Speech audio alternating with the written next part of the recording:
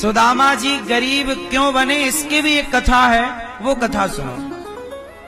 सुदामा जी, एक समय की बात है जब सुदामा जी पढ़ने के लिए उज्जैन गए और वहीं पर भगवान कृष्ण से इनकी मित्रता हुई।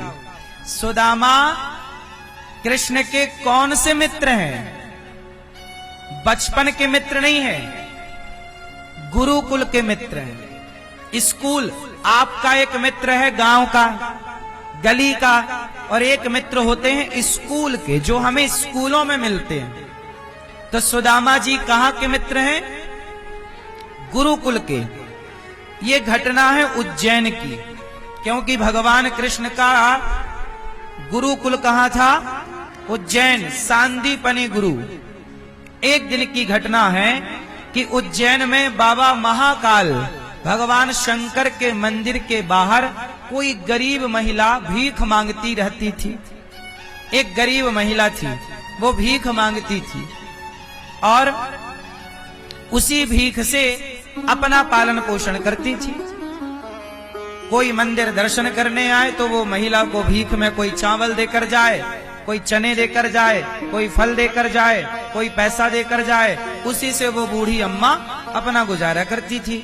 एक दिन क्या हुआ कि कोई भगवान शंकर के मंदिर आया और उसने चने, फूटे हुए चने अपने गुड़ चना खरीद के, हनुमान जी को भोग लगता है चने का, वो चने लाया और वो बूढ़ी मैया जो भीख मांगती थी उसे 2-4 मुट्ठी चने दे करके चला गया। मैया को चना बड़े पसंद थे। भीख मांगने वाली मैया को चने मिले, उसने कहा कि मैं ये चने कल खाऊंगी नाश्ते में सवेरे, छिपरा नहा के। तो पोटरी बनाई और चने को तकिया के नीचे रख लिया। और भिखारी लोग तो मंदिर में ही सोते हैं, बाहर वहीं रहते, वहीं सोते, वहीं सब उनका, सब घर गृहस्थी वही है। उनकी आसन पे तकिया के नीचे मैया ने चने दबाए। अब हुआ क्या कि रात को वहां पर चोर आए और चोरों ने सोचा कि कोई शराबी चोर रहा होगा कि ये भीख मांगने वालों को कुछ मिलेगा तो हम चुरा लेंगे। तो तकिया के नीचे हाथ डाला भिखारी ने तो एक पोटरी नजर आई। पोटरी निकाल ली चोर ने और भागा। खोल कर देखा तो उसमें चने। चोर ने पोटरी बांधी, बोली चने हैं, हमारे किसी काम का नहीं। चने फेंक दिया चोर ने दूर। संयोग से वो चने जाकर के कहां गिरे? गुरुकुल में। भगवान कृष्ण और सुदामा जिस गुरुकुल में पढ़ते थे वहां गुरुकुल के आंगन में वो चने गिरे। ऐसा फेंका सड़क से, बाउंड्री को उस तरफ गुरुकुल था, गुरुकुल में जाके गिरे। चोर तो चला गया। अब जैसे ही वो चने गुरुकुल में पहुंचे तो वहां गुरु माता पानी भर के आ रही थी।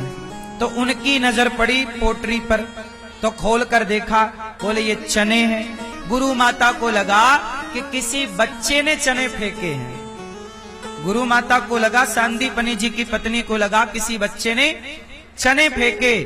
उस समय भगवान कृष्ण और सुदामा दोनों जंगल की लकड़ी काटने जा रहे थे।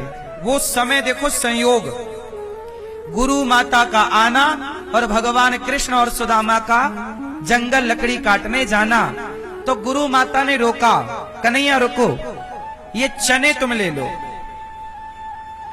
तुम्हें रास्ते में भूख लगे तो चने खा लेना।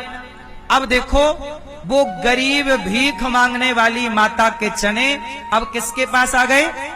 भगवान कृष्ण के पास। चलो, भगवान तो चले गए चने लेकर। आधे चने कहा कि सुदामा खा लेना, आधे चने कृष्ण खा लेना। चलो, ये हो गया बंटवारा। जब सवेरे वो भीख मांगने वाली मैया जागी और उसने देखा तकिया के नीचे के मेरे तो चने गायब हैं, वो समझ गई कि मेरे चने चोरों ने चुरा लिए। तो बूढ़ी माता ने, उस भिखारिन मैया ने श्राप दे दिया कि जो भी मेरे चने खाएगा वो मेरी तरह भिखारी हो जाएगा, मेरी तरह गरीब हो जाएगा। मेरे चने जो खाएगा, अब सोचो वो चने हो गए श्रापित। क्या हो गए? अब भगवान श्री कृष्ण गए जंगल, लकड़ी काटने लग गए। भगवान ने कहा कि सुदामा चलो भूख लगी है, माता ने जो चने दिए हैं चलो खाते हैं। सुदामा जी तीनों कालों की बात जानते थे। सुदामा जी समझ गए कि ये चने श्रापित चने हैं, कन्हैया खाएगा गरीब हो जाएगा। तो सुदामा ने कहा कन्हैया तुम जब तक स्नान करो हम चने तैयार करते हैं तुम्हारे लिए। जाओ। क्षिप्रा में भगवान नहाने लगे। सुदामा जी ने सारे चने खा लिए। कृष्ण के हक के चने भी सुदामा ने खाए। अब कुछ लोग कहते हैं कि सुदामा ने चने चोरी से खाए इसलिए गरीब बने। नहीं, सुदामा ने चने इसलिए खाए। अच्छा, सुदामा को जब पता लग गया कि इन चनों में श्राप है तो सुदामा ने चने फेंक क्यों नहीं दिए? भाई फेंक भी तो सकते थे, पर सुदामा जी ने कहा कि यदि मैं चने फेंक दूंगा तो चने भगवान ने स्पर्श कर लिए हैं, भगवान के हाथ में चने थे, तो भगवान जिसे स्वीकार कर लें वो तो प्रसाद हो जाएगा ना। और सुदामा को लगा कि प्रसाद फेंकने का विधान सनातन धर्म में नहीं है। प्रसाद का तात्पर्य क्या है? राणा ने विष दिया, मीरा को पता था कि ये जहर है, पर दिया इसलिए ये कहकर दिया कि ये प्रसाद है, तो मीरा ने वो प्रसाद मानकर जहर पी लिया। राणा ने विष दिया, मानो अमृत पिया। मीरा रानी दीवानी कहाने लगी और वो तो गली गली हरि गुण। वो जहर भी क्या बन गया? अमृत बन गया। तो सुदामा ने कहा मैं गरीब बनूं तो बनूं, पर कृष्ण के हाथ का प्रसाद तो ग्रहण करना ही चाहिए। तो वो चने कृष्ण के भी चने सुदामा ने खा लिए और कृष्ण के भाग्य की गरीबी सुदामा ने अपने ऊपर ले ली। इसका नाम है मित्र। मित्र किसे कहते हैं?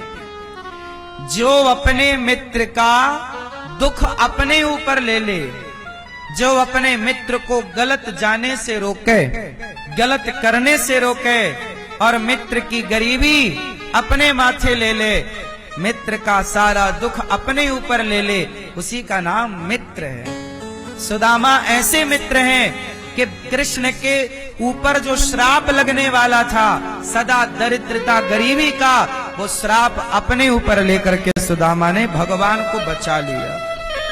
इसलिए सुदामा जी वो बूढ़ी अम्मा के श्राप के कारण गरीब बने। पर गरीबी में भी सुदामा समाज को मैसेज दे रहे हैं कि गरीबी अमीरी तो अपनी जगह है, समय तो देखो बनता और बिगड़ता रहता है, लेकिन भगवान को कभी भुलाना नहीं चाहिए। मुझे एक बात बताओ, आज के युग में कोई सुदामा जैसा भक्त है? उत्तर दो। आज के युग में कोई सुदामा जैसा भक्त है?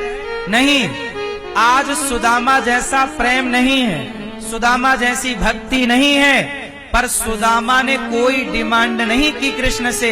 आज के लोग तो केवल भगवान से मांगते रहते हैं, भिख मंगों की तरह। हे भगवान ये दे दो, ये दे दो, ये दे दो। सुदामा ने क्या मांगा बताओ? सुदामा ने कृष्ण से कुछ मांगा? अरे मांगते तो क्या कन्हैया मना कर देते? नहीं मांगा। उत्तर दो, क्यों नहीं मांगा? सुदामा जानते हैं, देखो गरीबी हो, भगवान करे किसी को गरीबी ना हो, पर गरीबी है तो समझ लेना कि यह ईश्वर की परीक्षा है। ये ईश्वर की। एक बात बताओ, जब घोड़े की रेस लगती है तो घोड़े पर सवार घुड़सवार घोड़े पर चढ़ करके घोड़े का मालिक घोड़े को चाबुक से मारता है कि नहीं? बोलो हाँ। बताओ क्यों मारता है? क्योंकि वह मालिक अपने घोड़े को जिताना चाहता है। रेस लगी है तो चाबुक मार मार के घुड़सवार अपने घोड़े को जिताना चाहता है। जीवन में यदि संकट आए, दुख आए, तो समझ लेना कि परमात्मा आपको जिताना चाहते हैं, इसलिए इतना कष्ट है, इतनी विपत्ति है। सुदामा गरीब थे, पर सुदामा का दिन बदला के नहीं, समय बदला के नहीं। दिन सबके बदलते हैं। दिन बोलो, दिन सबके बदलते हैं साहब, थोड़ा सब्र रखो। दिन सुदामा के बदले हैं तो आपके भी बदलेंगे, पर सुदामा की तरह भरोसा अपने भगवान पर रखो। सुदामा की तरह समर्पण अपने भगवान में करो, दिन तो बदलेंगे, आज नहीं तो कल। सदा ना रहा है, सदा ना रहेगा जमाना किसी का।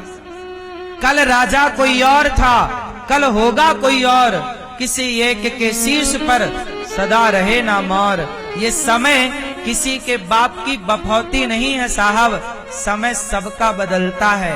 आज बुरा है तो सब्र रखना, भरोसा गोविंद पे रखना, समय आएगा।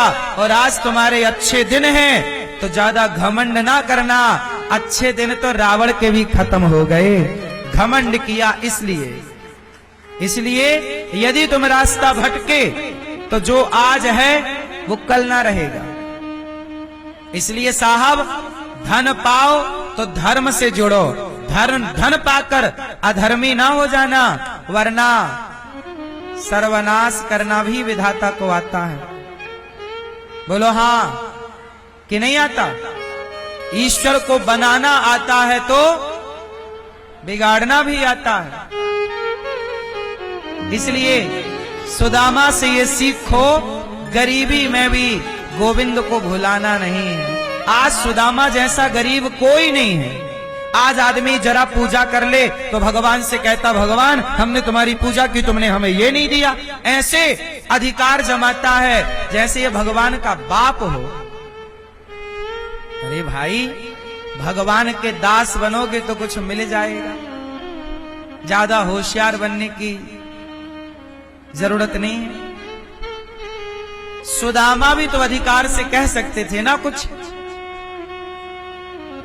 मेरी मां, भगवान देखो, भगवान है, भगवान के आगे। अच्छा ये बताओ, भगवान का सबसे बड़ा भक्त कौन है? नाम बताओ भक्त का। सुदामा है, ठीक है, पर सुदामा से भी बड़ा कोई भक्त है?